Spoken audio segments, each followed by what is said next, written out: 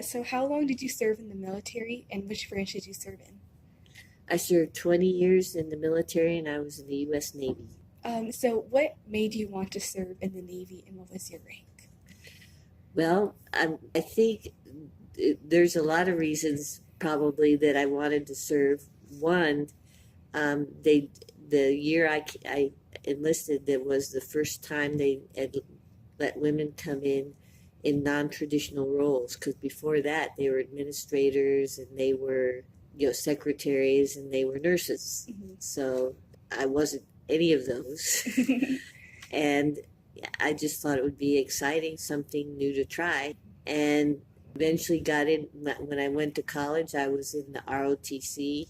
And when I graduated from college, I was an ensign in the United States Navy, which is the first rank of an officer. When I retired, I was a lieutenant commander. Mhm. So what was your most memorable experience when serving in the Navy? I think the most memorable experience I had was when I was stationed in Panama, Mhm. and around where the Panama Canal is now, Mhm. or has been for a while. Excuse me. um, because I came at a time when lots of things were changing, and one, they were getting ready to turn the canal over to the Panamanians, so we had to make preparations for that.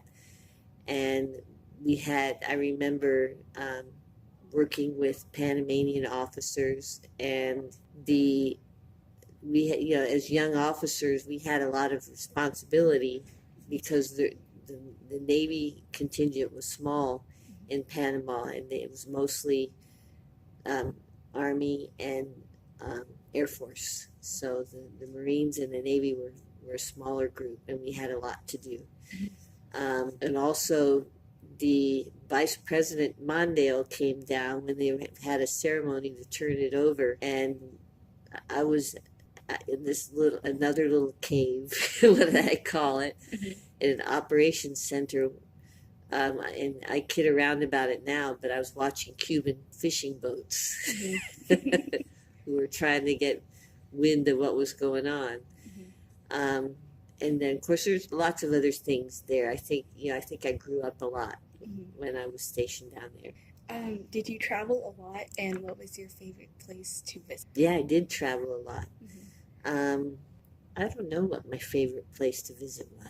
I, of course, they're having a lot of problems now, but I kind of like the last place I was at, which was Puerto Rico. Mhm. So that was kind of fun to be down there, because I know my son and I would island hop. Mhm. We'd take a little plane and go around, visit different islands sometimes. What made you decide to teach high school Spanish? Yeah, everybody wants to know that one. I grew up. My mom was a teacher, Mhm. and I think she influenced. I knew something about what it entailed and all that, and she taught all levels from elementary to junior high to high school. Mhm. But I think I had an unusual um, assignment once in the Navy, was teaching Spanish at the U.S. Naval Academy, which, and then, of course, I hadn't, by the time I got there, I had to kind of bone up on things, because I'd been out of it a little bit, and so, but once I did get going again and kind of, study, yeah, because I just had to study up and use my Spanish more, Mhm. and learned how to teach some things. I found kind of a knack for it. Mhm. And one thing I didn't have to worry about, which I do here, is classroom management.